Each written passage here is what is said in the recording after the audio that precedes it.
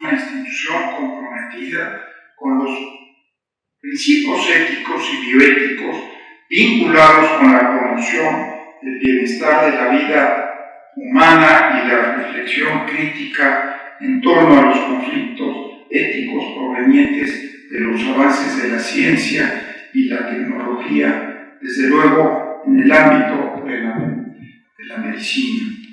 Bienvenidos a las conferencias magistrales de ética y bioética que hoy nos congrega el tema de inteligencia artificial, ética y medicina.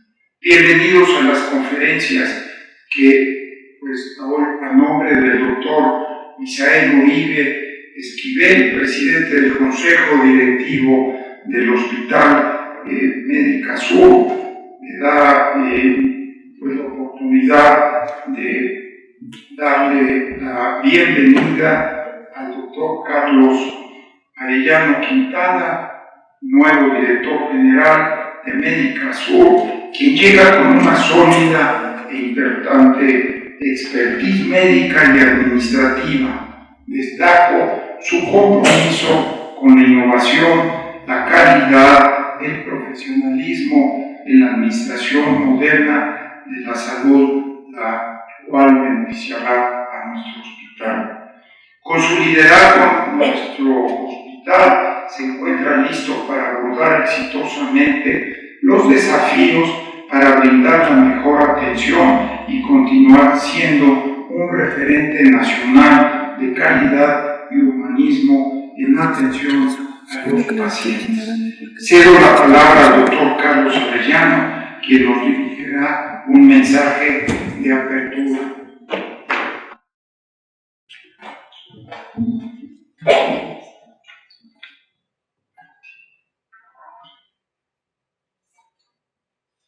Buenos días. Muchas gracias al doctor Luis Chávez por la invitación para participar en este evento. Y también quiero agradecer a la presencia del doctor Ramos Zúñiga. Muchas gracias por participar y por educarnos en su expertise, y gracias por estar aquí presente el día de hoy. Me da mucho orgullo ver que Médica Sur se encuentra en una situación de madurez institucional y clínica que nos permite abordar este tipo de temas que se están discutiendo en los más importantes foros a nivel mundial. Es gracias a conferencias como esta que nuestra institución se mantiene a la vanguardia, no solo de las áreas clínicas, sino todo lo que pasa alrededor del paciente. Con la inteligencia artificial estamos entrando en una nueva era de oportunidades y de riesgos. La inteligencia artificial está cambiando la forma en que hacemos el trabajo, cosas en la casa, nuestra vida personal. Y en medicina tenemos casos ya muy concretos de lo que la medicina inteligencia artificial nos permite hacer y nos permite diferente.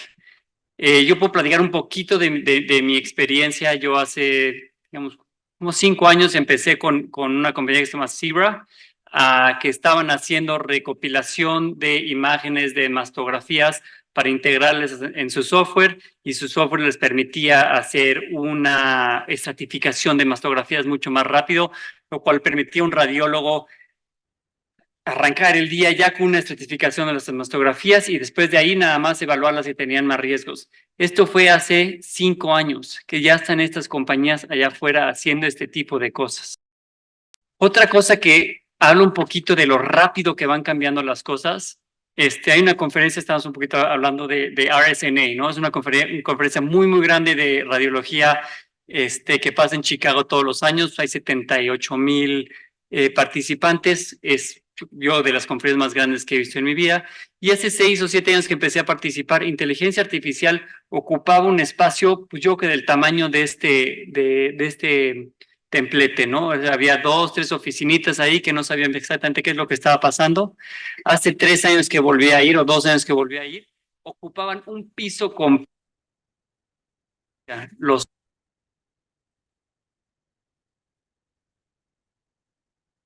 solucionó en 4 o 5 años. O sea, podemos ver ahí el cambio tan rápido de lo que está. Inteligencia artificial no es el futuro, es el presente, y es importante que como institución e individuos entendamos sus alcances para poder utilizarla en el. claramente hay que saber utilizar esta herramienta. Como cualquier otra tecnología, pues no todo es blanco y negro, matices de gris. Y tenemos que entender cómo vamos a poder navegar estos matices juntos, ¿no? Es por eso que estoy el doctor Chávez Tapia, no a mi homólogo, el doctor Arellano, para ver desde su perspectiva cómo la inteligencia artificial impactará la forma en que cuidamos de nuestros pacientes.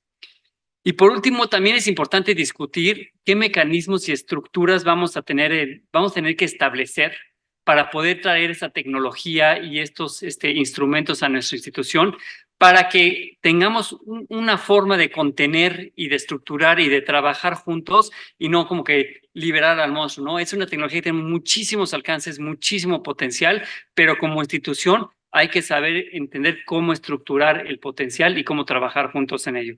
Muchas gracias por su participación el día de hoy.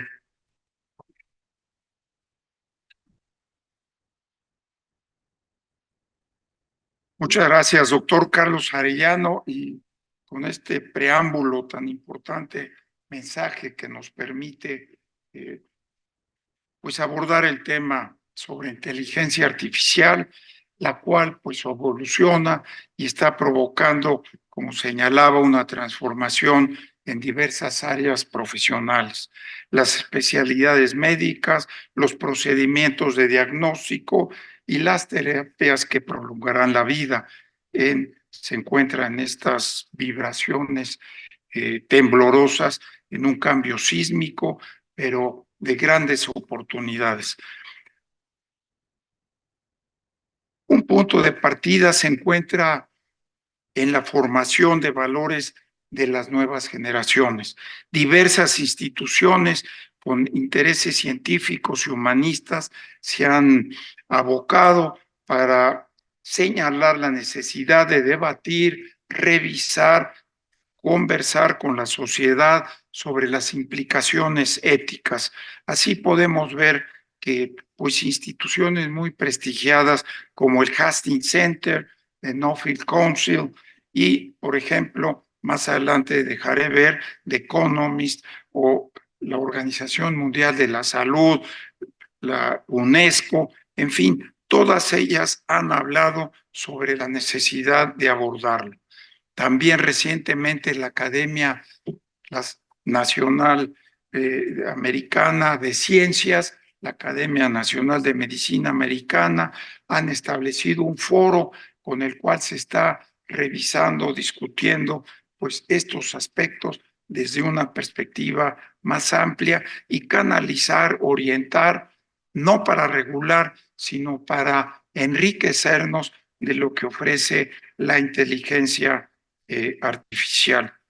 Es así que la inteligencia artificial como un aliado, pues, para la medicina, nos facilitará los diagnósticos, en fin, que ya comentaba el doctor Carlos Arellano. Por otro lado, también me parece muy importante, y es un tema el que he venido dándole seguimiento a través de diferentes foros, escenarios, y creo que pues me permite destacar, por ejemplo, platicaba con el doctor, nuestro amigo ponente, conferencista magistral, sobre cómo la inteligencia artificial puede ayudar a resolver algunos de los aspectos pues éticos o cómo podemos seguir haciendo más humanista nuestra medicina. Pero si ustedes ven, por ejemplo, la revista The Economist, desde el año pasado hasta la fecha, ha venido abordando de una manera muy interesante este aspecto. Revistas como Newsweek pues, tiene un ejemplar reciente al respecto, pero yo creo que el tema más importante será el que podamos establecer un código de ética sobre inteligencia artificial aplicada a la salud de los humanos. Así que, pues, yo aprovecho esta oportunidad porque el año pasado me tocó presenciar, escuchar un congreso el congreso anual de la Sociedad de Médicos de Médica Sur, en Huatulco, escenario maravilloso, con ese liderazgo de Ivonne Becerra y Carmen Zavala, que pues le dieron una perspectiva muy interesante, porque ahí participaron 4 residentes que me impresionó. Uno de ellos nos acompañará quizás de manera virtual. Me dejó ver que Carlos Arellano González, pues nos acompañará desde su domicilio. Trae un problema de un cuadro respiratorio complejo y desde luego también otros como Alejandro Bautista, que se encuentra fuera de nuestro país, eh, pues abordaron este tema. Pero esta frase que está al final de Lancet me la compartió también Rodrigo. Y yo creo que el mensaje me parece que es el punto nodal para seguir volteando y avanzando, enriqueciendo los espacios con los jóvenes. Y aquí el cambio estructural lo van a determinar los jóvenes, y el arraigo de estos principios tendrá que hacerse con ellos.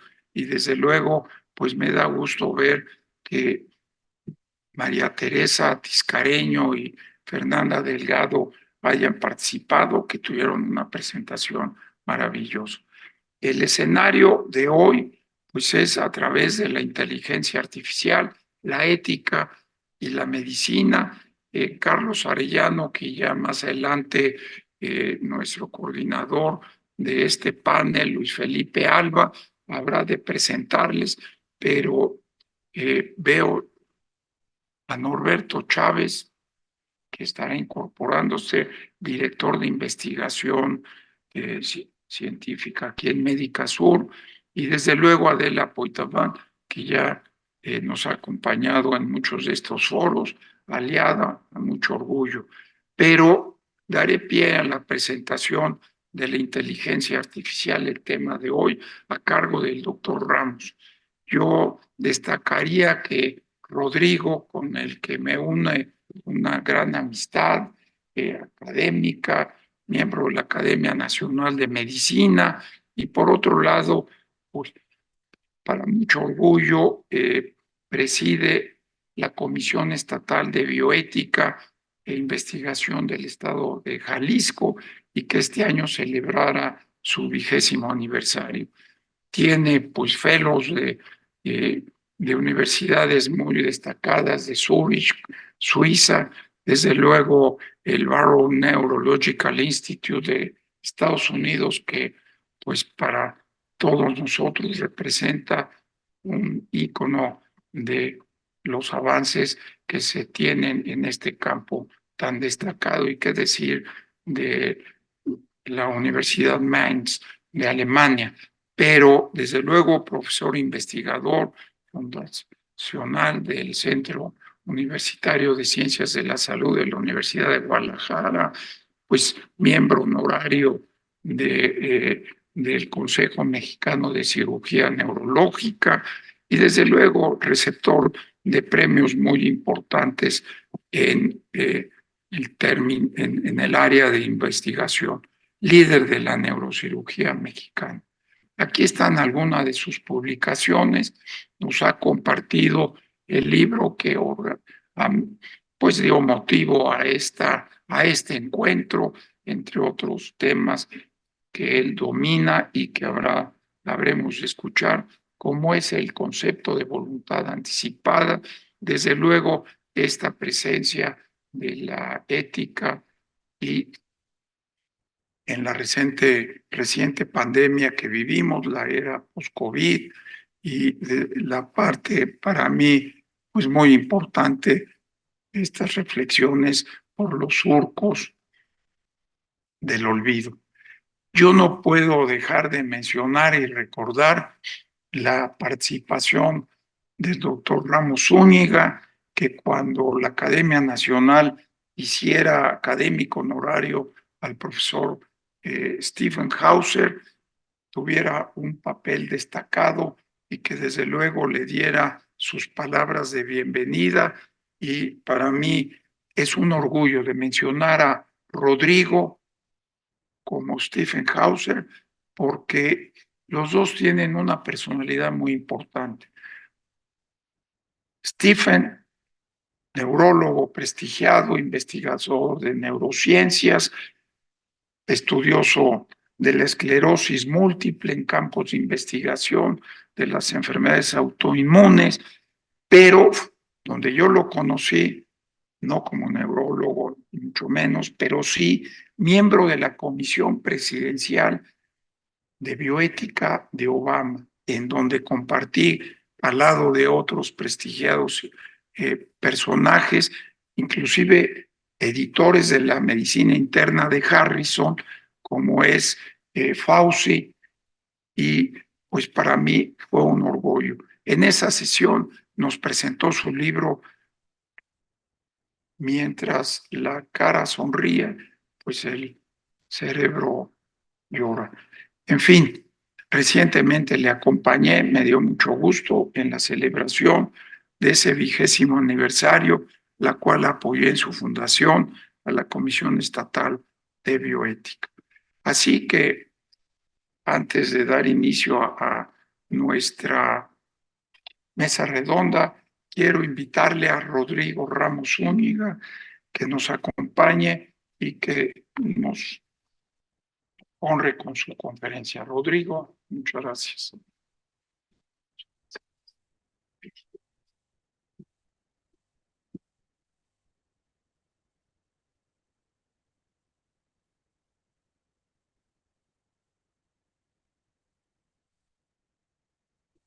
Muy buenas tardes tengan todos ustedes. Agradezco a las autoridades de esta institución la gentileza de su amable invitación, a las personas que nos acompañan en el panel, a ustedes por su presencia y a la audiencia que nos acompaña desde la vía virtual. Particularmente agradecer la deferencia del doctor Ruiz de Chávez por esta invitación para posicionar la cultura bioética en la toma de decisiones en las áreas biomédicas. En los próximos minutos me referiré a algunos aspectos conceptuales que representa hoy por hoy la inteligencia artificial en la medicina, considerando esta agenda en donde trataremos algunos eventos relacionados con los algoritmos y la influencia que estos han tenido en el curso o los diagramas de flujo para las decisiones en las áreas sanitarias, pero también las consideraciones éticas que esto representa, las implicaciones que representa, hablando de los alcances y las limitaciones.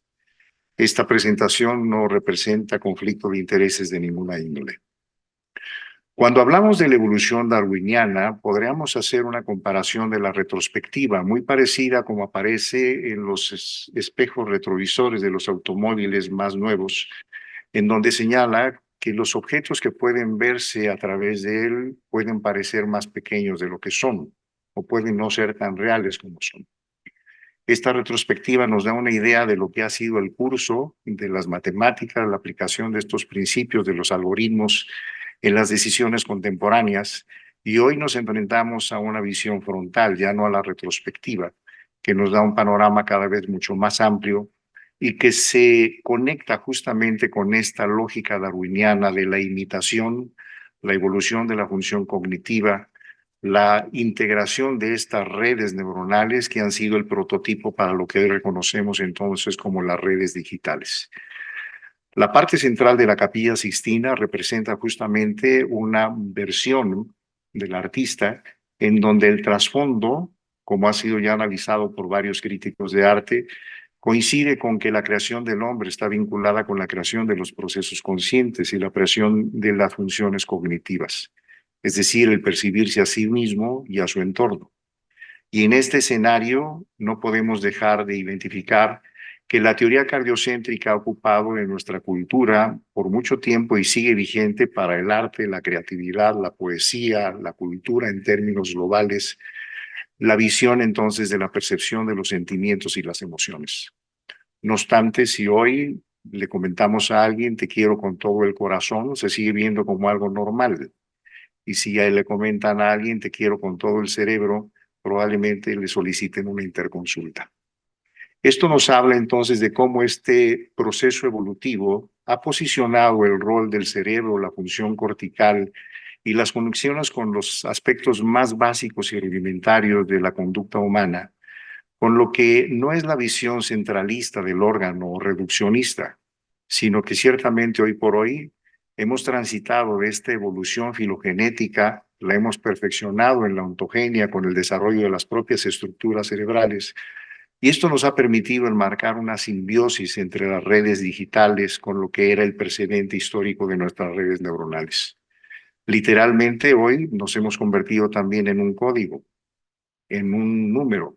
Hoy las empresas de los bancos saben más que nosotros, Google sabe más de nuestra historia que nosotros de ellos, y si no funciona nuestra huella digital, pues entonces no existimos.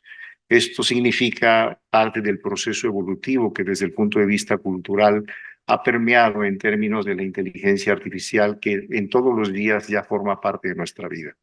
Por eso no es un asunto que es algo que aplique para mañana, es un asunto que estamos viviendo desde antier o desde hace mucho tiempo, muchas veces sin nuestro consentimiento o sin haberlo advertido, pero que es el momento en donde esto ya no solamente entra en las decisiones ordinarias de la vida cotidiana, sino entrando también en el campo de la salud. Cuando hablamos de la transferencia de esta información, pues no solamente se vincula con aspectos de conocimiento que ha sido validado a partir de procesos de rigor lógico mental muy específicos, que es lo que representa la ciencia, sino que también se vincula con lo que denominamos la empatía y la sincronización cerebral.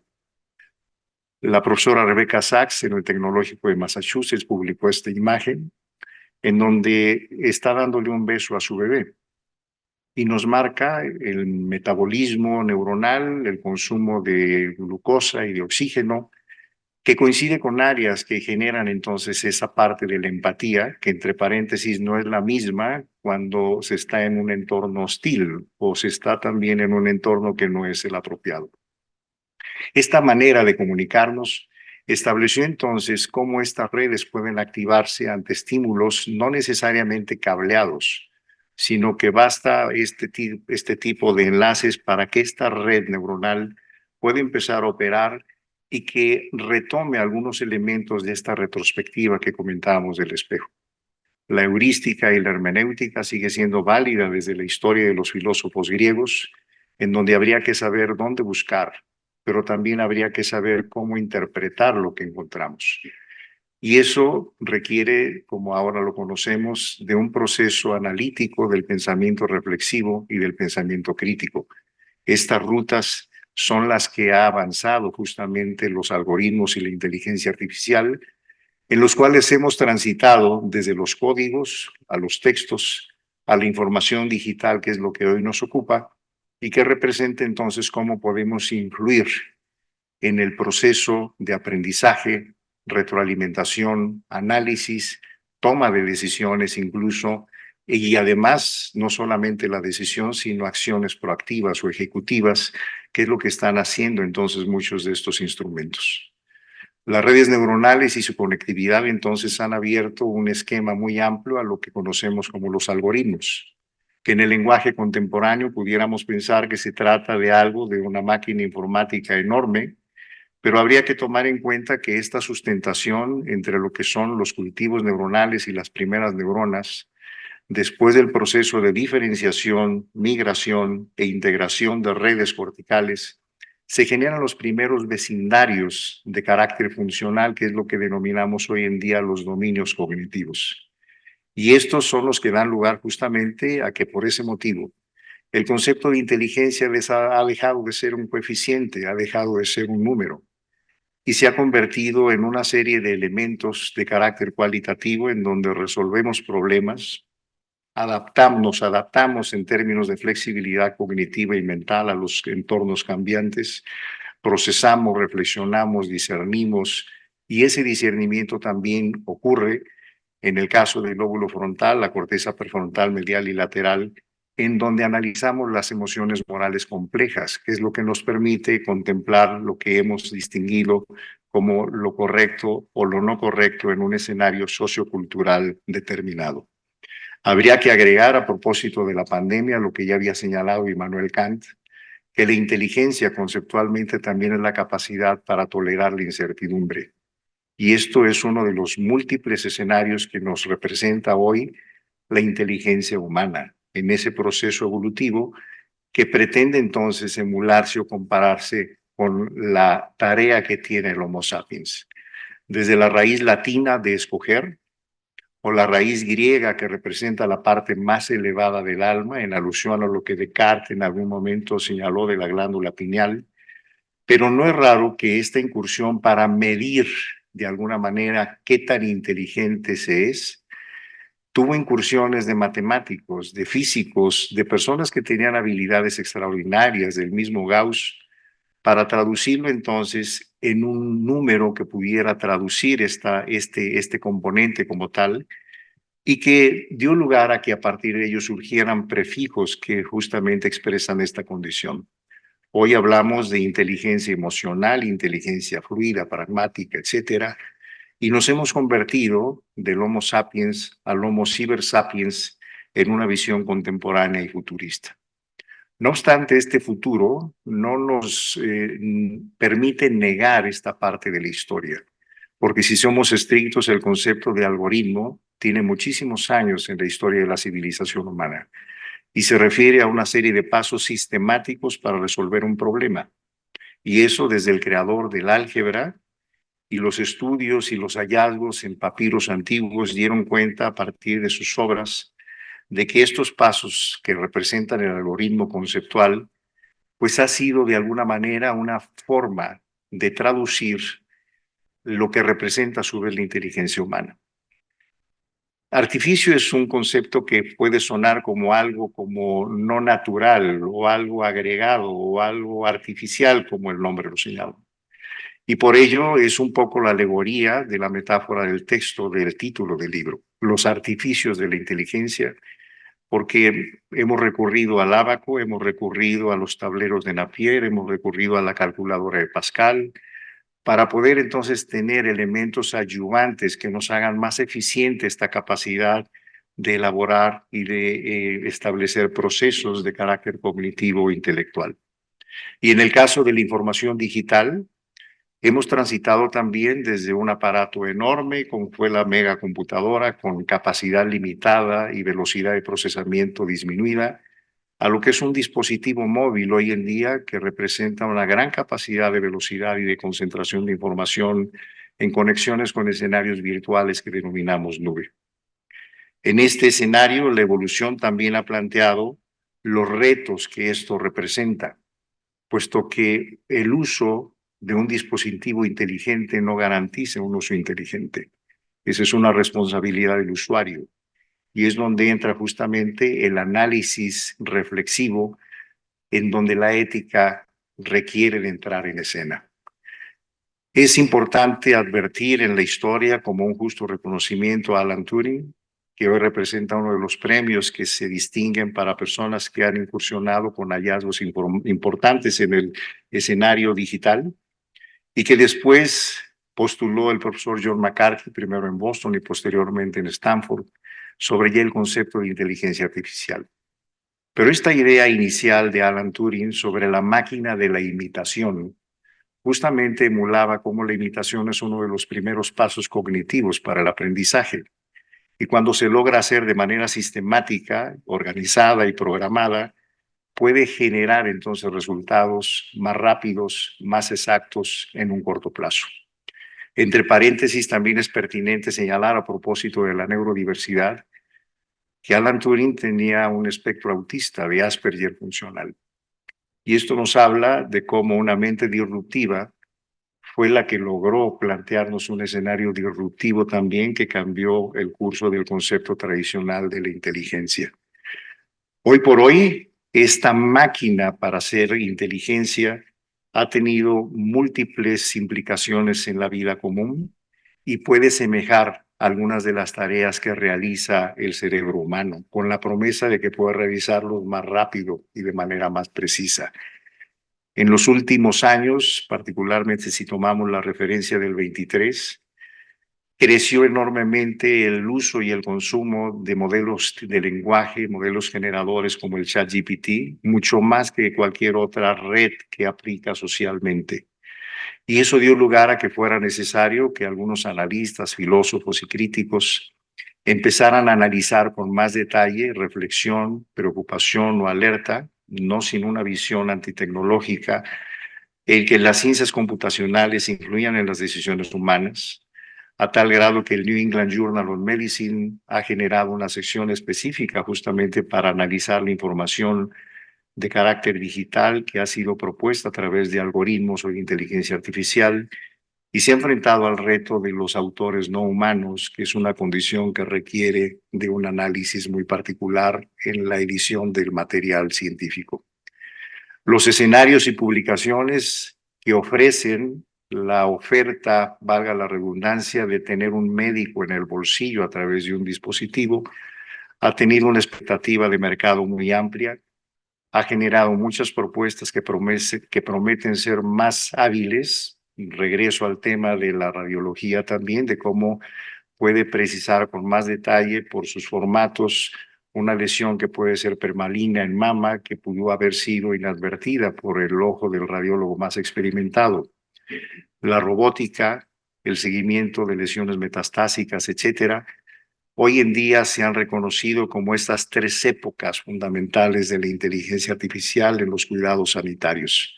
Por un lado, las bases sustentadas en un principio de la historia, la conformación de estos modelos informáticos y tercero, la aplicación de estos modelos en lo que son la toma de decisiones ordinarias o cotidianas en ciencias de la salud.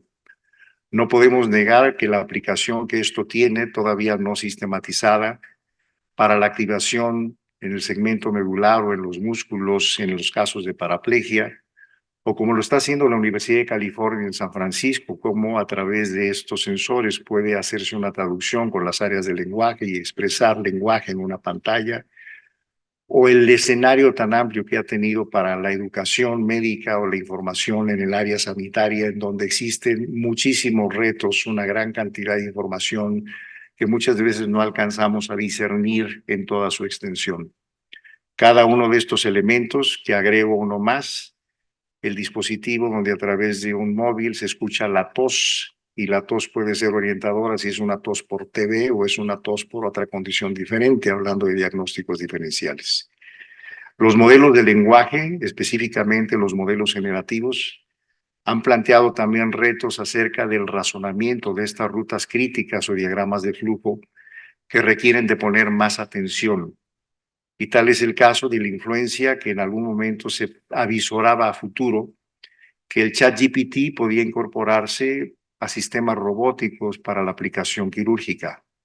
Pues eso que era una situación de perspectiva, el Journal of Neurosurgery hace una publicación en febrero, donde todas las instrucciones que ustedes ven en el lado derecho son muy puntuales para cómo corregir una instrumentación en una fractura con desplazamiento en una vértebra dorsal. La diferencia es que esta instrucción en transoperatorio no la hizo un cirujano experimentado, sino lo hizo un ChatGPT. Y eso requiere entonces que esta transferencia del conocimiento a decisiones prácticas o pragmáticas ya en el escenario quirúrgico también requieren de esa ponderación y de balance con la inteligencia humana.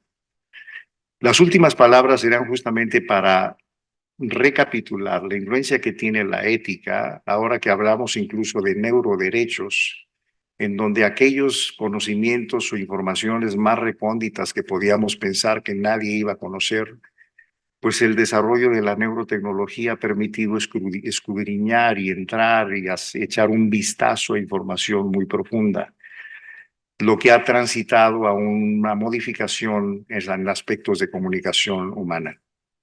En esta parte, en una estación en Londres, está muy clásica esta escultura de cómo la comunicación se ha modificado a través de estos modelos virtuales y cómo ha sido necesario iniciar con estudios sobre cyberpsychology, sobre el impacto que esto ha tenido en la comunicación humana, los formatos entonces en que nos transferimos información, incluso afectos a través de iconos, emoticones, etcétera, y cómo esto ha sido un proceso constante de cambio de forma periódica.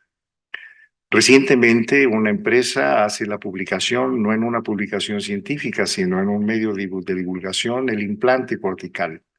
Y a través de ello que podía hacer que funcionara las voluntades o algunas ideas en un proceso transferencial para indicar como si fuera acciones como un mouse.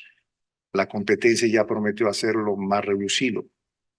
Pero esto es uno de los escenarios que requieren entonces del análisis profundo de estas acciones y de estos avances tecnológicos que, entre paréntesis, la publicación de Potter, uno de los líderes en la generación de la bioética, justamente surgió para ello, para reflexionar sobre el avance tecnológico que nos rebasaba en nuestra capacidad de crítica. Esto ha permeado también en la comunicación científica. Ustedes observen esta publicación, pero lo que está subrayado en amarillo lo omitieron los revisores editoriales y es un texto generado por el ChatGPT. Esto también es un texto que se omitió por los revisores editoriales y pone el texto casual o el texto del formato que maneja el ChatGPT. Y hoy en la temporada donde en los últimos años ha habido la mayor cantidad de retractaciones científicas, no solamente a la falta de replicabilidad de la información metodológica, sino a que el rol de los autores no humanos ha tenido una incursión a tal grado que ahora ya se requiere hacer una declaratoria, se requiere ponerlo en material y métodos, se requiere advertirlo para que los revisores tengan en cuenta la influencia que esto representa y la validez, la certidumbre de esa información. Por ello, en el área también digital y de los algoritmos ha surgido el término de las alucinaciones, que también yo he postulado como confabulaciones, porque no solamente se trata como de alucinar, sino que el revisor o el actor o el interlocutor crea esa información sin un filtro reflexivo. Y esto ha generado entonces desinformación errónea, datos sesgados, datos falsos, interpretaciones que son inapropiadas, hasta el caso de lo que ya se empiezan a publicar específicamente en estos últimos días, como las alucinaciones por el uso de chatbot o modelos generadores como el ChatGPT pueden dar lugar entonces a, si se alcanza a distinguir en este texto, a lo que sería información errónea que se transmite directamente a las publicaciones científicas. Recientemente, en una sesión, alguien preguntaba si estos sistemas de inteligencia artificial van a desplazar el trabajo de los humanos. Pero en el área biomédica lo que sí es cierto es de que pueden poner a desventaja a alguien que no conoce la inteligencia artificial con alguien que sí conoce la inteligencia artificial en términos de las aplicaciones que esto representa. Además de la distorsión o el desenfoque que pudiera ocurrir en lo que son los temas o los tópicos que nos reivindican como seres humanos y que fortalecen entonces la comunicación. Los riesgos, para terminar, es que se requiere de un balance crítico.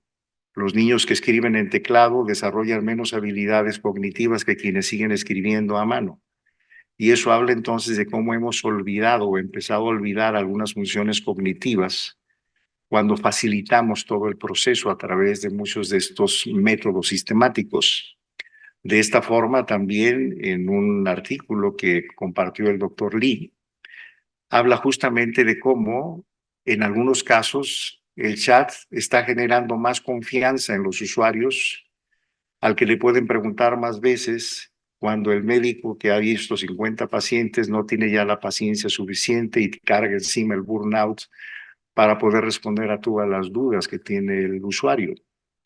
De tal manera que esto nos plantea los retos que han sido considerados por la UNESCO, la Organización Mundial de la Salud, respecto a la pertinencia de generar un marco normativo, de que tenga una personalidad jurídica, de que las propuestas que se generan a su vez a partir de la inteligencia artificial tengan un plano de responsabilidad de quién las promueve o quién las está produciendo, el impacto que tiene en la gobernanza y cuáles son los límites que esto tiene.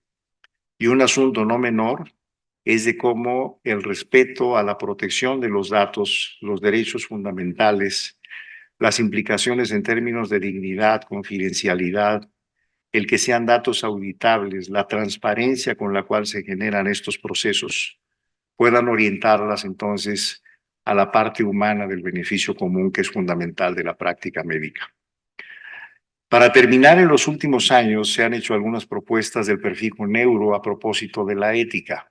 De esta manera, la neuroética implica la neurobiología de la conducta ética. Ahora sabemos el cíngulo, la corteza prefrontal, el lóbulo frontal, el circuito de recompensa, las funciones ejecutivas, etcétera. Conocemos cada vez más de qué parte es en donde se generan las emociones morales complejas.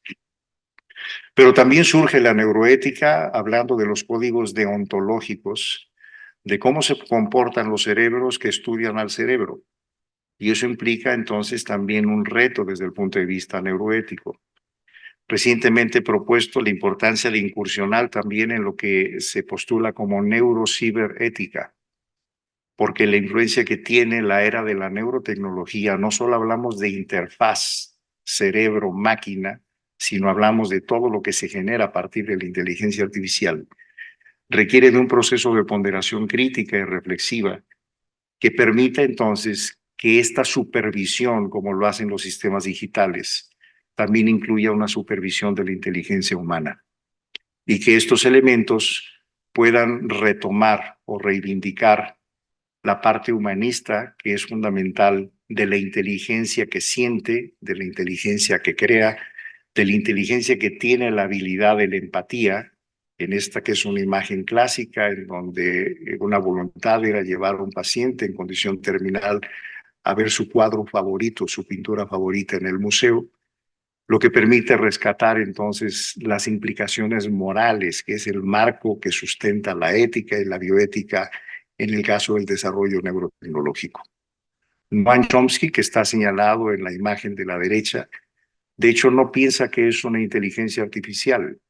Él lo ha denominado un software de plagio, porque considera que toda esta información ha sido retomada de la inteligencia humana y transformada por los algoritmos digitales, lo que nos plantea también el reto de que la empatía, la resiliencia, la vinculación humana con el paciente en esta relación paciente-médico va a seguir siendo fundamental en la parte creativa y en la atención del enfermo para poder entonces tener una vinculación completa en el plan de decisiones diagnósticas y terapéuticas. Este es el libro que está a su disposición. Pueden tener sus teléfonos disponibles para que tomen el QR y lo puedan bajar en este momento como para sus archivos personales, como el libro electrónico. Pero cierro con esa parte de que el destino es inexorable en cuanto a la combinación de la inteligencia humana con la inteligencia digital. Pero sí tenemos la responsabilidad, los nuevos Homo Cyber Sapiens, de procurar que se preserve la identidad en este proceso de aprendizaje entre aquella inteligencia que siente y que crea que es la inteligencia humana. Está a su disposición el QR y vamos a compartir para terminar otros QR de algunos productos que hemos generado también con nuestro equipo de trabajo. Paso a la siguiente. La cultura bioética en la sociedad contemporánea. Siguiente. Voluntad anticipada.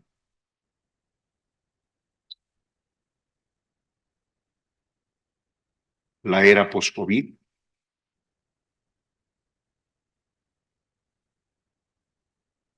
Y el boletín de bioética que está a su disposición para comunicación de artículos cortos de divulgación en términos coloquiales, porque es un texto dirigido a la comunidad, no a expertos. Les agradezco mucho el favor de su atención y la gentileza de haberme invitado en esta sesión. Muchas gracias.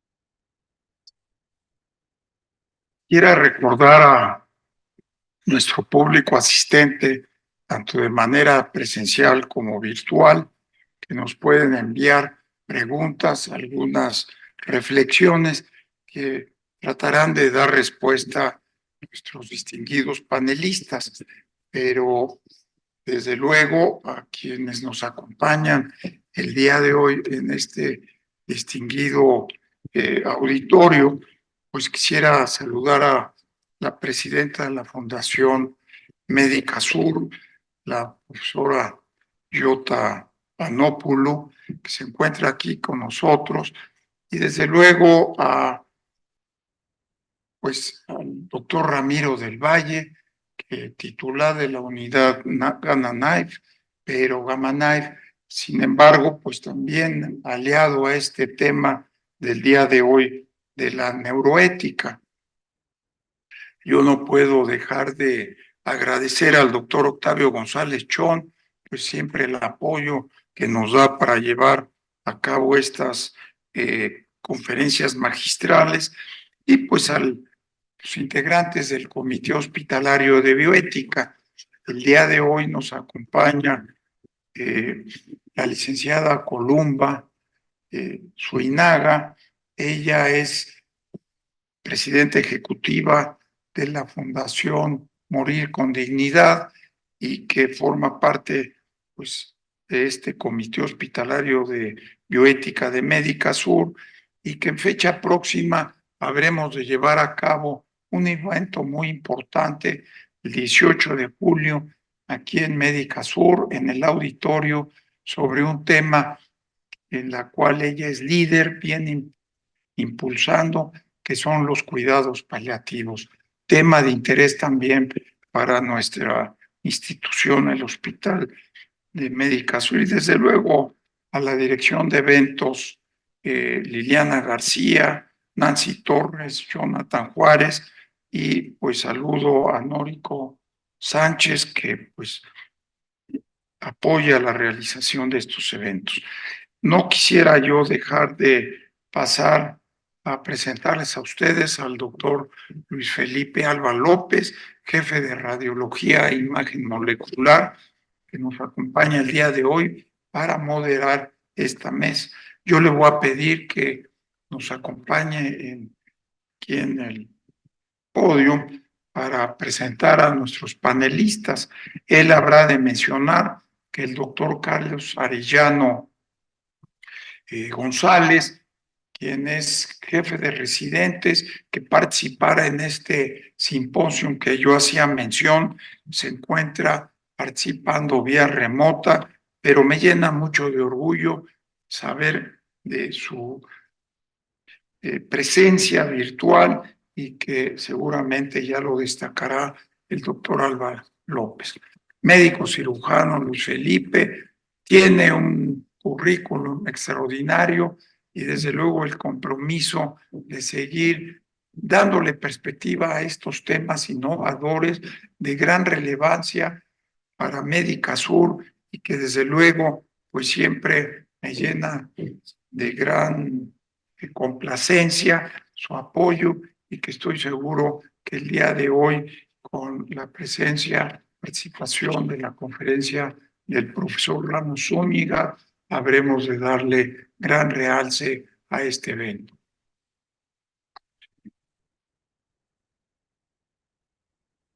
Muchísimas gracias, doctor, por su presentación y por la invitación.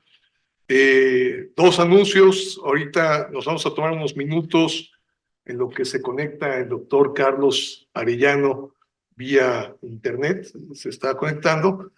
Y entre nuestros panelistas, el doctor Norberto Chávez se disculpa, tuvo una urgencia médica y no nos va a poder acompañar en este momento.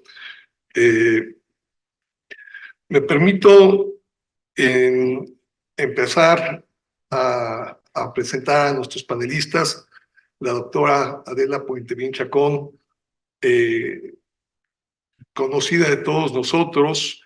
Ella es jefa de la unidad de radiología, de radioterapia aquí en Médica Sur. Es radiooncóloga egresada de la Universidad de París, Francia. Fue jefa, subdirectora del servicio de radioterapia del INCAN por más de 15 años, profesora titular de radiobiología en maestría en física médica del UNAM, es fellow de la American Society for Radiation Oncology y es miembro del Sistema Nacional de Investigadores Nivel 1. Es académica numeraria de la Academia Nacional de Medicina y medalla Manuel Velasco Arce en 2022. Es también miembro del Comité Hospitalario de Bioética del hospital.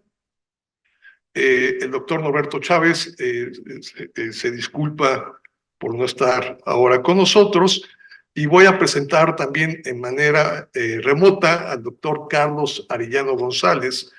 Él es médico cirujano de la Universidad Panamericana, es jefe de residentes aquí del Hospital de Médica Sur, es miembro del comité del American College of Physicians y tuvo un galardón de educación otorgado por el presidente Barack Obama y él se refiere como apasionado en medicina bioética e inteligencia artificial y defensor promotor de la eutanasia.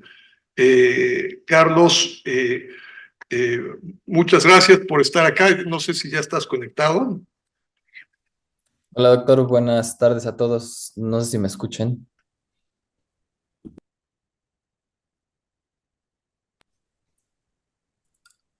Hola, hola.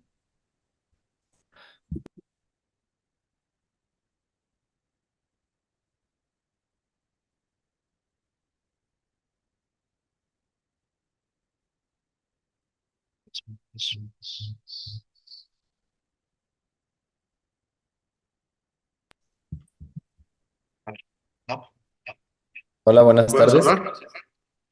Sí, ¿Ya se me escucha? Me comentan en el Zoom que sí se me escucha, pero no sé si en el auditorio ya me puede escuchar.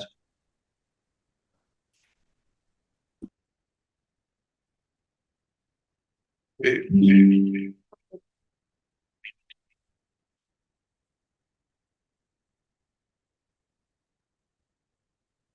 por favor, no.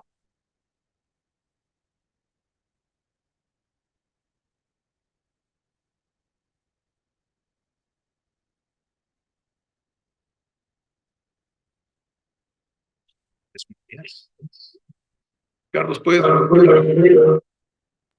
Hola, hola, buenas tardes. No sé si ya me escuchan en el auditorio. Me comentan que en el Zoom sí me puede escuchar bien.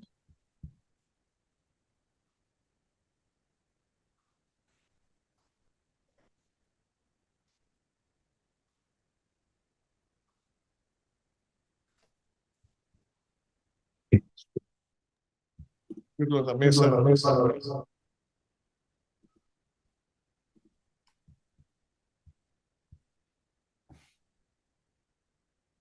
Sabemos de hace muchos años, se ha disparado en los últimos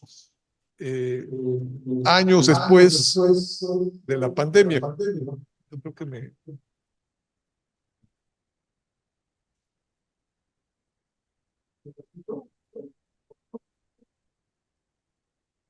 Entonces, vamos a empezar. Una de las primeras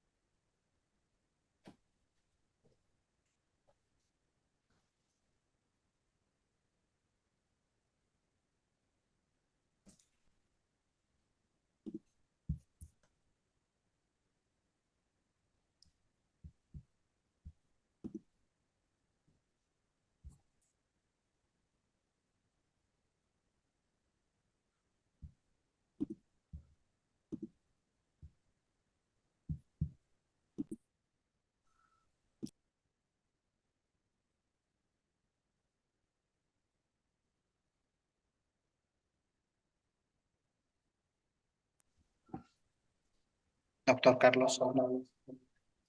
¿Nos ¿Sí? escuchamos? Sí, ya los escucho. ¿Ustedes me escuchan a mí? Perfecto. Muy bien, aquí van a salir un poco, pero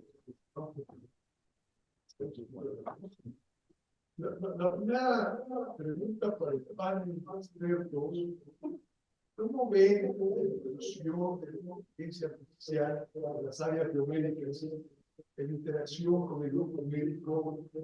¿Qué tanto puede ser considerado como una herramienta o una sustitución del personal?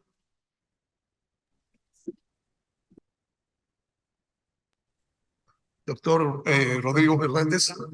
Me refiero que puedes, perdón, que puede escucharse mejor si usa a distancia. Sí.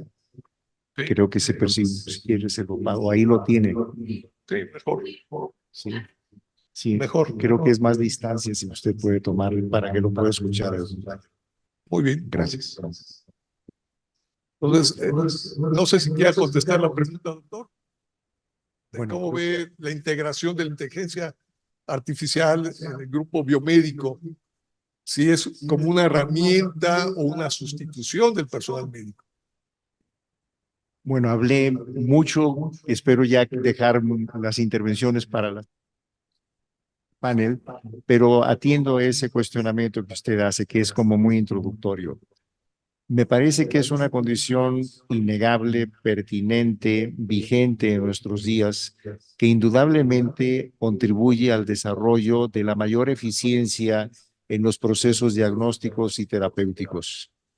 Creo que el reto reside en el uso sistemático, racional, y que permita a su vez que la eficiencia se mantenga, limitando las posibilidades de los riesgos que esto pudiera implicar. Creo que si logramos ponderar este equilibrio, el beneficio es enorme, sin incurrir por un lado en una visión antitecnológica, pero también en un desplazamiento de toma de decisiones que son fundamentales de la inteligencia humana por los sistemas digitales.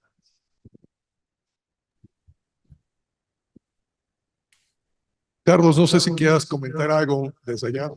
Sí, ¿qué tal? Buenas tardes a todos. Pues primero que nada, rapidísimo, agradecerle la invitación al doctor Ruiz de Chávez y pues un honor estar con estos panelistas. En serio que siempre decimos que estamos sobre hombros, parados en hombros de gigantes y creo que genuinamente me tocó vivirlo hoy.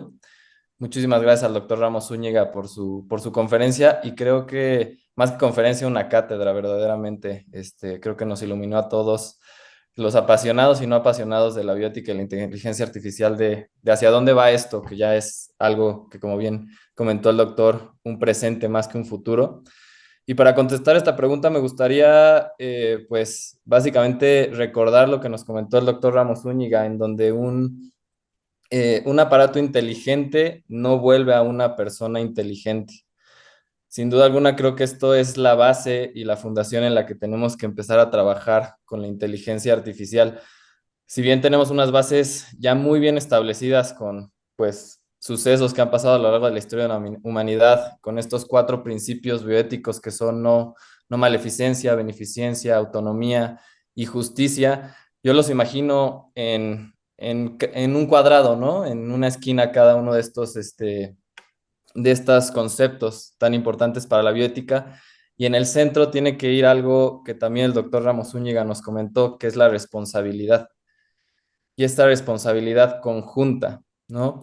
Muchas veces creemos que pues, la inteligencia artificial es pues, todo esto que nos presentó el doctor, solo el ChatGPT o un robot haciendo una cirugía, pero hemos estado viviendo, creo que yo desde mi formación como médico, de la inteligencia artificial todo el tiempo. Los buscadores se consideran como inteligencia artificial, estas calculadores de alto riesgo como MedCalc son inteligencia artificial y es algo nuevo, ¿no? Creo que, por ejemplo, cuando María Curie descubrió la radiación y las radiografías, si no nos hubiéramos aventurados como humanidad a utilizarlo, a entenderlo y a usarlo como una herramienta en esto que comenta usted, doctor, pues nos hubiéramos quedado sin radiografías, ¿no? Una herramienta diagnóstica crucial y que hoy en día no se pudiera percibir la medicina sin ello. Y creo que así es como debemos de ver la inteligencia artificial como una herramienta, no como un sustituto, porque como les comento, en este cuadrado de la bioética y de la inteligencia artificial, el centro es la responsabilidad conjunta de nosotros como médicos, entre colegas, entre la relación nueva que hay entre médicos y pacientes, ya no como una relación paternalista, y utilizar la inteligencia artificial como una herramienta. Muchas gracias, Carlos. Adela, ¿qué nos quieres compartir en tu área de radioterapia? ¿Cómo ves la inclusión de la inteligencia artificial? Pues todo esto que no nos dimos cuenta de esta evolución tan rapidísima que ha tenido esta inteligencia artificial. Ahorita estamos esperando la aceptación de la compra de un programa de autosegmentación, lo cual va a hacer que una tomografía se envía a este programa y este programa va a contornear todas las estructuras del cuerpo, desde lo más chiquito como puede ser la cóclea hasta lo más grande como puede ser el corazón y con sus diferentes estructuras. Eso nos sirve para que podamos planear un mejor tratamiento, evitando los órganos a los que no queremos que les llegue una dosis alta de radiación. Y es rapidísimo. Nos hemos tardado a veces 3 horas en hacer un contorneo así y con este sistema en 5 minutos está todo hecho.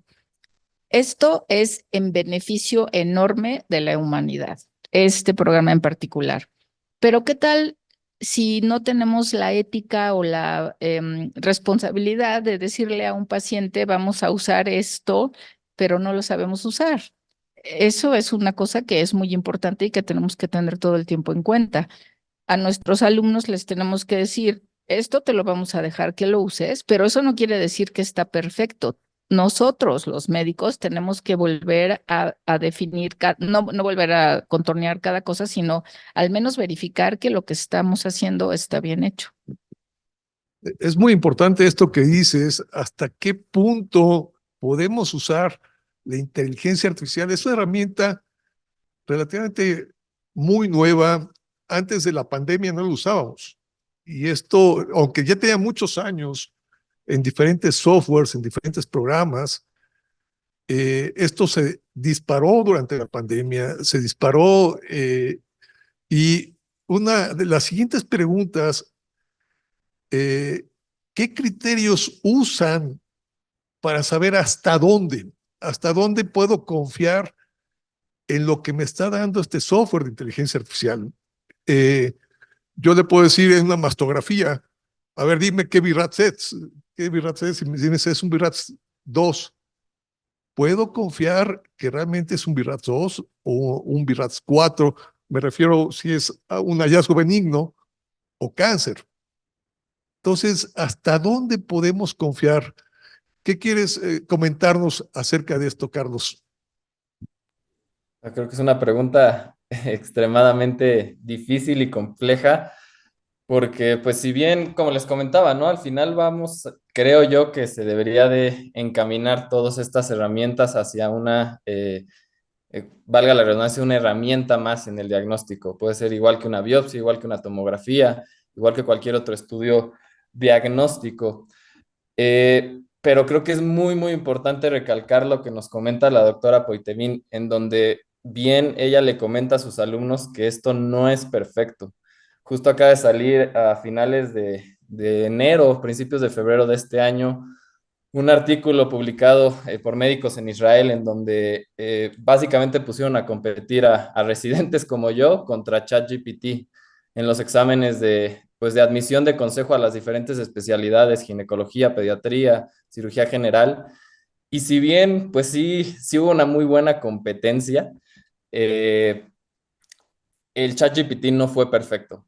No fue perfecto, al igual que no puede ser perfecto una tomografía, no es perfecta una biopsia por la interpretación del patólogo, y todas estas herramientas y diferentes dispositivos de inteligencia artificial no son perfectos y hay que entender muy bien las bases. Una de las bases más importantes de todos estos algoritmos diagnósticos que se utilizan en la inteligencia artificial es el deep learning.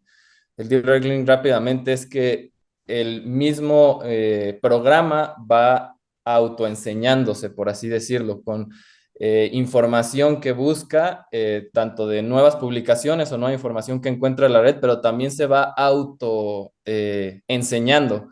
Entonces, poniendo un ejemplo, si un paciente se está utilizando una inteligencia artificial para diagnosticar cáncer de esófago con imágenes de una endoscopía, si en un paciente se vio que una úlcera de un tamaño de más de 4 centímetros tenía cáncer y el otro paciente no tenía una úlcera de 3 centímetros y ese no tenía cáncer, con el deep learning, en teoría, y viéndolo muy simplista, pues el algoritmo nos va a decir que cualquier úlcera mayor de 4 centímetros va a tener cáncer ese paciente, ¿no? Entonces, muy importante entender las bases de dónde están saliendo estos algoritmos y estas herramientas de interpretación diagnóstica y pues no solo en diagnóstico, ¿no? En tratamiento, en consejería al paciente y entendiendo esas bases y no solo utilizándolas, no solo es meternos a up-to-date y poner, ay, cuál es el tratamiento de una neumonía adquirida en la comunidad, sino entendiendo de dónde están viniendo estas recomendaciones y esta inteligencia y esta información, podemos confiar o no en ellas. Sin embargo, valga la redundancia y voy a parecer grabadora, pero otra vez, en el centro tiene que estar esta responsabilidad conjunta de nosotros como médicos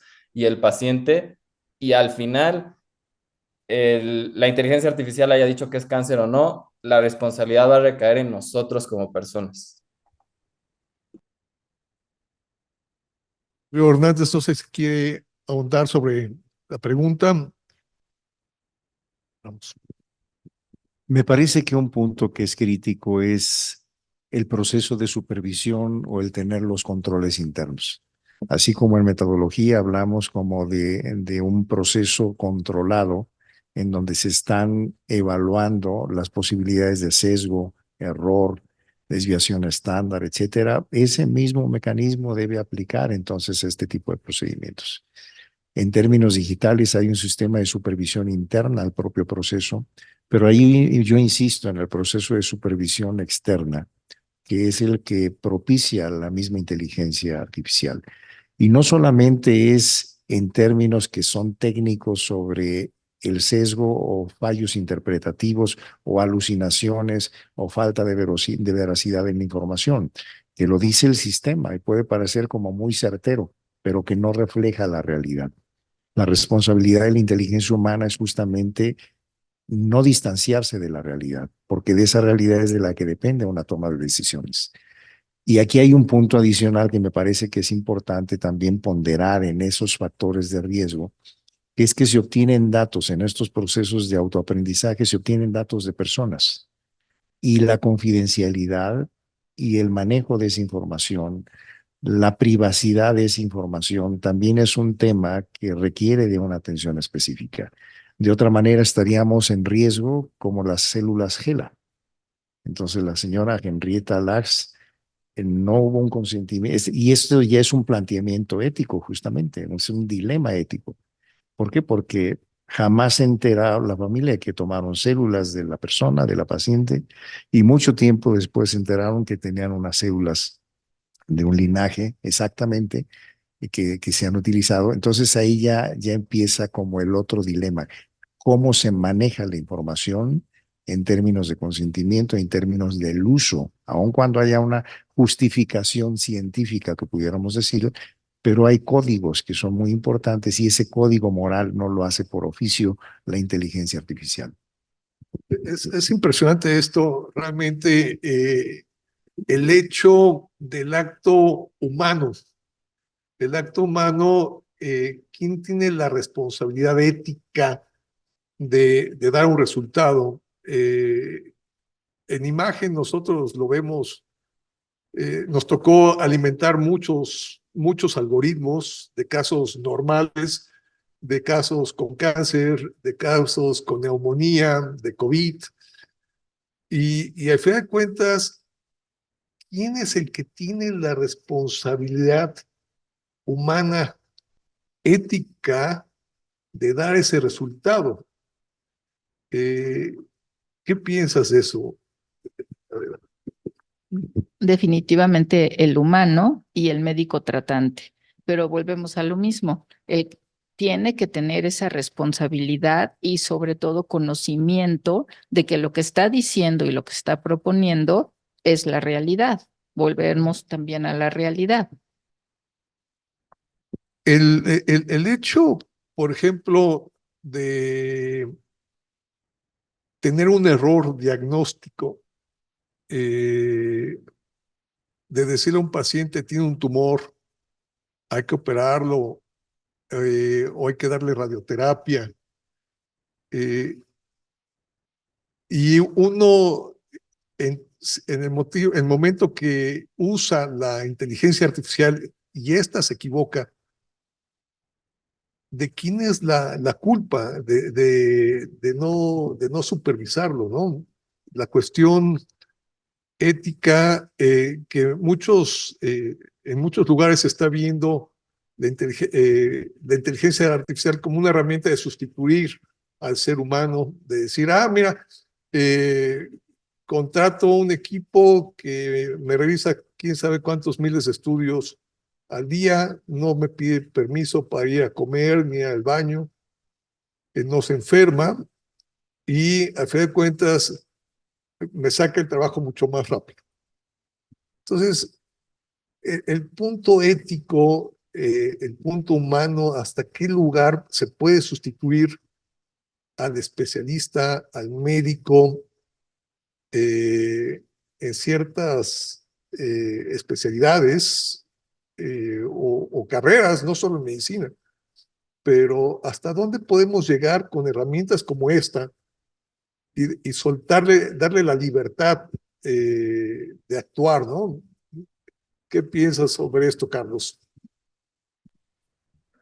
Pues cuando se me planteó este dilema, que si bien es, pues es de los más importantes en inteligencia artificial, lo intento simplificar con un ejemplo fuera de la medicina, y es el de si alguien choca con algún automóvil, que al final es inteligencia, es una máquina creada por el humano, ¿a quién vamos a culpar y a quién vamos a hacer responsable? Si este accidente automovilístico es un Ferrari, vamos a culpar a Enzo Ferrari, vamos a culpar al que era dueño de la fábrica de los Ferraris, o vamos a culpar al que venía manejando en el Ferrari, ¿no? Si bien creo que la inteligencia artificial se podría ver un poco, insisto, de manera simplista, y es que son dilemas tan complejos que pues así es como busco intentar responder y pues dar mi opinión sobre estos temas, es un poco lo mismo, y lo comentaban aquí mis colegas panelistas, es regresar a las bases, y lo que les comentaba un poco hace rato de saber de dónde viene esa herramienta de inteligencia artificial. Saber de dónde viene, por poneros un ejemplo que yo uso día con día, el up-to-date, de dónde viene esa recomendación del up-to-date, porque muchas veces el up-to-date, por poner un ejemplo, literalmente al final del párrafo dice, esto es una recomendación de experto. Y yo, Carlos, pues puedo dar esa recomendación de un experto que vio un paciente en Taiwán con una fisionomía, una genómica totalmente diferente, y decir como, bueno, por mí, mi responsabilidad, yo vengo manejando el Ferrari junto con mi paciente, vamos a tomar este tratamiento antibiótico, o entender que pues todo ese contexto de donde se dio esa recomendación, por poner ese ejemplo, pues es muy diferente y muy cambiante, por así decirlo. Entonces, nuevamente, o sea, la responsabilidad creo que siempre va a ser del humano, del médico, en cualquier ámbito de inteligencia artificial. Usted mismo lo comentó, doctor, no es solo en medicina, o sea, puede ser un automóvil que se maneje solito, algún no sé, programa que diseñe un puente y se caiga este puente. Al final, el que va a ser responsable va a ser el médico y el paciente, conociendo toda la información disponible.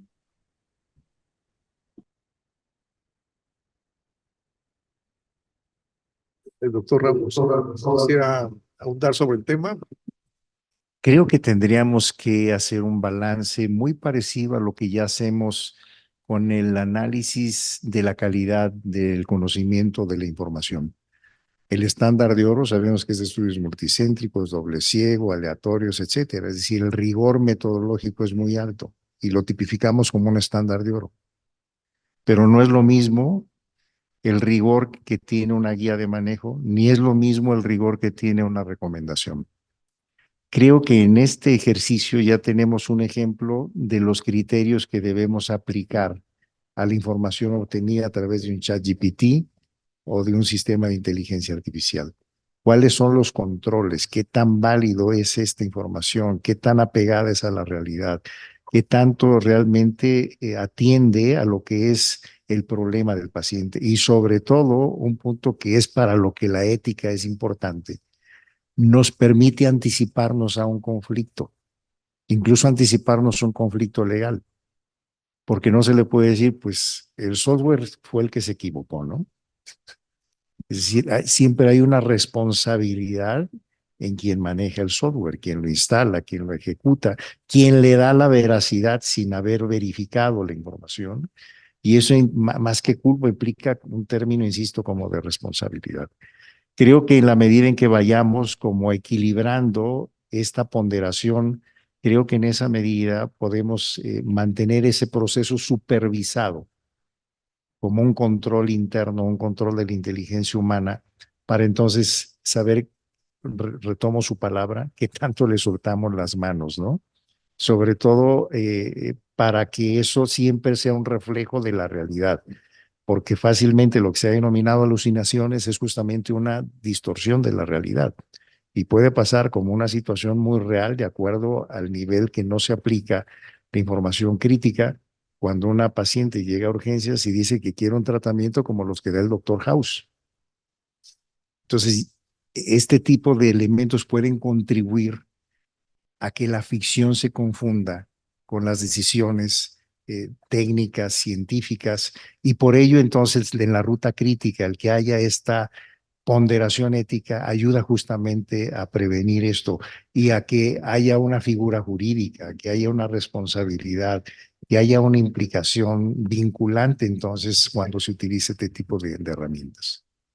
Siempre tiene que estar la inteligencia artificial supervisada por un humano ético, no solo supervisada por cualquier, sino por alguien ético que sepa qué es lo que se está hablando. Ese es uno de los grandes riesgos que hay, que uno se confíe el 100% y deje actuar la inteligencia artificial y uno trate de liberarlo.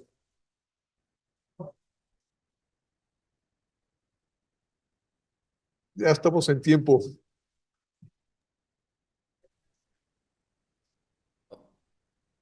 Perdón, Disposición un micrófono para que quien quiera hacer uso de la palabra del auditorio lo utilice, pero en lo que levantan la mano y les das la palabra, yo quisiera destacar estos dos últimos comentarios que me parecen fundamentales y creo que las instituciones, como es nuestro caso, tenemos que crear escenarios favorables porque pues se ha señalado que la responsabilidad sí es del que conduce el Ferrari, pero yo creo que también las instituciones tienen que orientar y favorecer el desarrollo y la aplicación de la inteligencia artificial.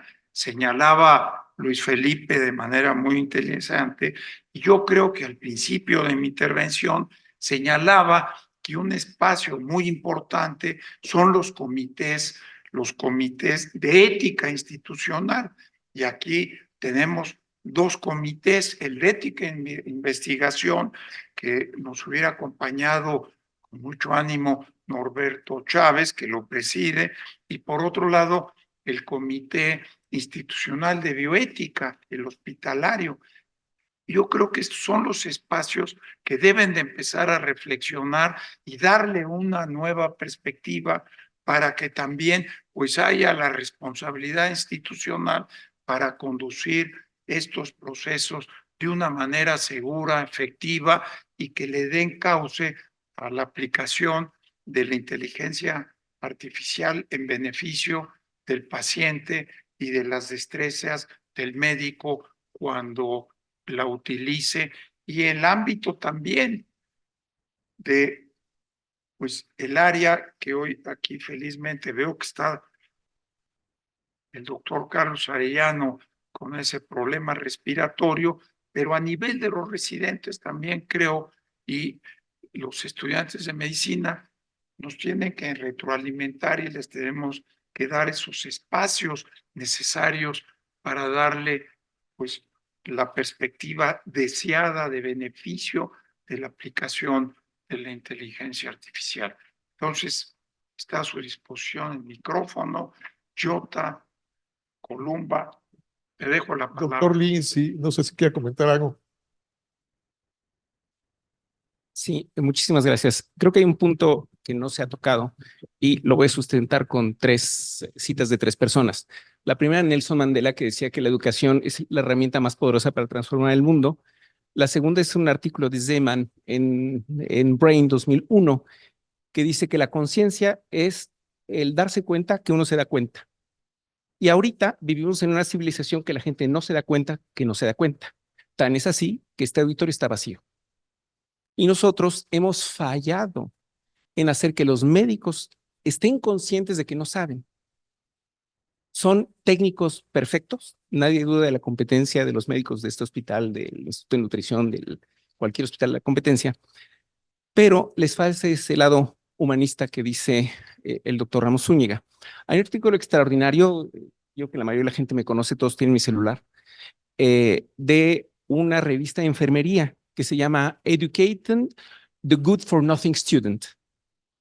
Yo cuando lo vi dije, ¿cómo que el estudiante es bueno para nada? Bueno, la escribió una enfermera en que dice que hay muchísimas cosas en la medicina que no se pueden enseñar, solamente se pueden aprender. Le enseñamos a los médicos a ser competentes en esto, a tener conocimiento, etcétera, pero no les enseñamos ni a ser conscientes ni a tener compromiso. Entonces, ella propone una solución para eso. Dice, hace 30 años las enfermeras tenían conciencia de qué parte de su tarea era obviamente estar cerca del paciente, auxiliarlo, etcétera. Las enfermeras del 2014, que es ese artículo, dice, creen que su sitio, igual que los médicos, de hecho, es junto a la computadora y haciendo notas. Y olvidan que ese paciente es otro ser humano porque no tienen empatía. Dice, ¿cómo generamos empatía? A través de la imaginación. Si yo veo al paciente y digo, él podría ser mi hijo, yo mismo, mi padre, dice, y eso se pasa porque en Inglaterra, el artículo es inglés, las humanidades se han perdido. La gente ya no lee novelas. Leyendo novelas yo fomento la imaginación. Esa imaginación me va a hacer sentir en el lugar del paciente. Entonces, decía, y esa es la tercera cita que quería decir, Neil deGrasse Tyson, que todos conocen, astrónomo, director del Observatorio de Nueva York, dice que el gran drama de la humanidad actual es que la mayoría de la gente cree saber suficiente de un tema para pensar que tiene razón, pero al mismo tiempo no sabe lo suficiente para darse cuenta de que está equivocado. Entonces, esta creación de conciencia de que la ignorancia digital de los médicos es enorme. De hecho, fue retomada por un documento de la Organización Panamericana de la Salud publicada esta semana, en donde establecen 7 lineamientos para disminuir la inequidad de acceso a los servicios de salud, porque las Américas es el continente del mundo en donde hay más inequidad de acceso a la salud, pues, por la existencia de países latinoamericanos y Estados Unidos, y no existe en ningún otro continente. En África están todos atrasados, en Europa están todos adelantados y así sucesivamente. Entonces, dice que una de las primeras medidas, tomando en cuenta la evolución de la medicina, es la educación digital del médico. Yo lo llamo un poco más religiosamente la evangelización digital del médico, porque realmente es una buena nueva que hay que predicar y nos estamos quedando atrás. Hay un experto en inteligencia artificial en Francia. Ustedes saben que uno de los modelos competidores de ChatGPT, que es modelo open source, precisamente para que lo pueda utilizar todo el mundo, es el modelo que se llama Mixtral, que es un modelo francés.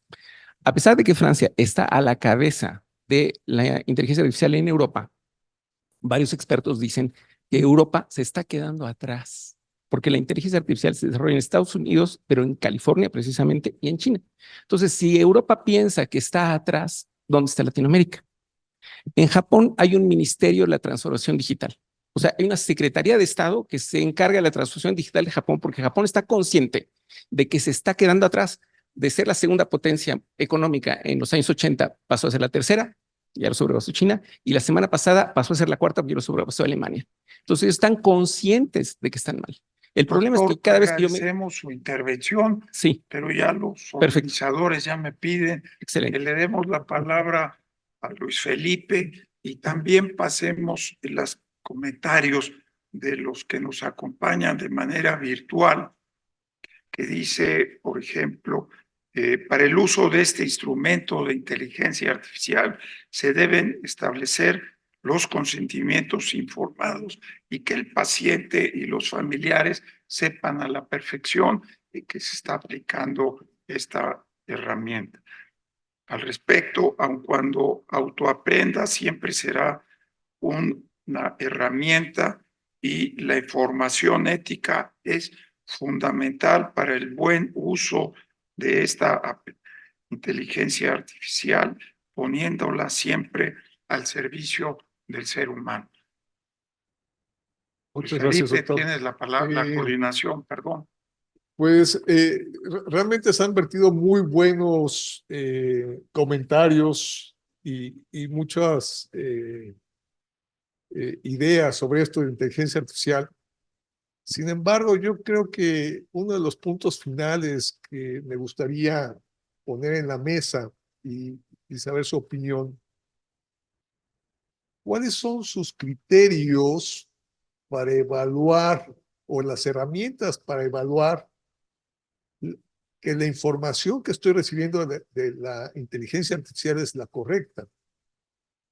Éticamente, humanamente, cuando yo pido una información, ¿qué herramientas puedo echar mano para saber que la información que estoy recibiendo es la correcta, es la que le va a hacer bien a mi paciente y no lo voy a meter en un lío? Entonces, Carlos. Perdón. Pues creo que como se nos ha enseñado pues desde siempre, el que tengamos una herramienta no excluye a las otras. Sin duda, creo que para mi criterio de saber si está bien lo que está diciéndome la inteligencia artificial, una es nunca perder el piso y saber que es solo una herramienta más. Si bien es una herramienta más, tampoco hay que tener el miedo de usarla, porque muchas veces caemos en eso, como no la conozco, no la voy a usar y es una herramienta que debemos de usar. Pero si la inteligencia artificial me dice mi paciente tiene fiebre y en la clínica el paciente no tiene ningún dato de fiebre o el termómetro dice que no tiene fiebre, pues no es decir como, la inteligencia artificial está mal, borren este algoritmo, que no vuelva a entrar a Médica Sur, etcétera, etcétera, sino es, vamos a cuestionarnos por qué me dijo esto la inteligencia artificial y por qué yo estoy viendo esta otra cosa en mi paciente, por poner un ejemplo. Lo mismo al realizar una tesis. Si yo le pido una información a ChatGPT de por favor, resúmeme esto sobre el cáncer y metástasis cerebrales, y yo voy y en PubMed encuentro algo diferente, es por qué está viendo esta discordancia. Y creo que es otra vez regresar a este conocimiento de dónde viene esta inteligencia artificial. Me gustaría cerrar con una enseñanza de uno de nuestros más grandes maestros, el doctor Octavio González Chong, que siempre nos dice que si nosotros queremos construir un edificio de 1 metro, pues vamos a necesitar una base de 1 metro. Entonces, si queremos construir un edificio de 300 metros, vamos a necesitar una base amplia, grande, de 300 metros, con fundamentos concretos y bien establecidos. Y creo que esa es la clave para poder utilizar la inteligencia artificial como una herramienta junto con la bioética y no quedarnos en algo que se describió hace más de 50 años, como son los principios bioéticos. Si bien son grandes principios y están totalmente establecidos y los comparto al 101%, ¿por qué no agregar otro? ¿Por qué no agregar este de la responsabilidad conjunta? Bien, Carlos. Doctor Ramos, no sé si queda Adela. Gracias. En realidad, por supuesto que estoy de acuerdo y hace poquito vino una ingeniera biomédica somos muy amigas y me platicó que hizo su tesis de doctorado y metió su tesis a un escrutinio de buscar si lo había hecho ella o lo había hecho ChatGPT y salió que lo había hecho ChatGPT. Entonces, Eso es otra cosa más, o sea, fake news por todos lados. No sabemos, o bueno, seguramente habrá programas más establecidos que de veras puedan analizar esto, pero pues, bueno, ya lo había entregado, sí se doctoró, pero ella tuvo esa, como preocupación de que ahora, ¿quién va a saber cuál es la verdad? Tu pregunta. Vamos. Me quedaría con la reflexión de Noam Chomsky que habla que una sociedad civilizada se sustenta en dos principios: el generar personas que sepan cuestionar y que puedan crear. Y el saber cuestionar refleja el pensamiento crítico y reflexivo. Y eso forma parte de esta ponderación en todo lo que son las herramientas, software, procesos, inteligencia artificial, no solamente para identificar que eso cumple con la realidad, que no estamos en la cámara de resonancia o el echo chamber donde nos está repitiendo lo mismo que retroalimenta por consumo el mismo sistema. Eso es lo que genera las confusiones, los sesgos, las alucinaciones y las confabulaciones, sino que también en este escenario es muy importante la ponderación ética. Es decir, y eso lo resumiría yo en que esas decisiones generadas por este sistema no vulneren los derechos fundamentales de las personas, y más en aquellos que están en una condición de susceptibilidad como son los pacientes. Muchísimas gracias a todos. Yo finalmente diría que creo que la inteligencia artificial no puede ser más inteligente que nos solicitan información para cuestionar lo que nos está dando, ¿no? Les agradezco su apoyo, doctor Ruiz de Chávez. Pues muchas gracias, doctor Luis Felipe Alba, Adela Poldeván y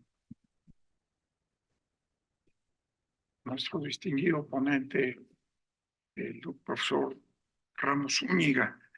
Yo destacaría e insistiría finalmente lo que señalaba la doctora Huitefán. Creo que la parte que está lacerando a nuestra sociedad hoy en día son estos dos elementos de una mala información, la denominada fake news, esta que le llaman misinformation, es un tema que tenemos que poner a debate, mala información, pero también lo que ya está haciendo daño es el misunderstanding, tanto de la sociedad como de los grupos colegiados, profesionales, y estos son dos elementos a los que tenemos que combatir y darle una nueva expresión. Y el tema que en la medicina estamos padeciendo hoy en día en la sociedad es el problema de la vacunación, el daño que se está haciendo con esta misinformation, misunderstanding sobre las vacunas. Hoy en día este es un problema, desde luego hay otros que tenemos que, resistencia antimicrobiana, pero la mala información es un problema de salud pública. Quiero agradecerle a nuestros panelistas, recordar que estas mesas redondas son precisamente integradas por distinguidos profesionales de Médica Sur y que sobre el tema que expone un prestigiado ponente como el día de hoy, con el doctor Ramos Zúñiga, nos permite hacer reflexiones que le den perspectiva, cauce y cómo mejorar y seguir impulsando la calidad y la calidez en la atención de nuestros pacientes. Así que el día de hoy, pues muchas gracias. Con eso damos por concluido esta conferencia magistral. Gracias, doctor Carlos Arellano. Le dejo un saludo del doctor Carlos Arellano Quintana, nuestro director general, y que pues tenía el deseo de saludarle acá, pero le transmitiré la gran conferencia, participación que nos ha dado el día de hoy. Así que damos por clausurado este evento.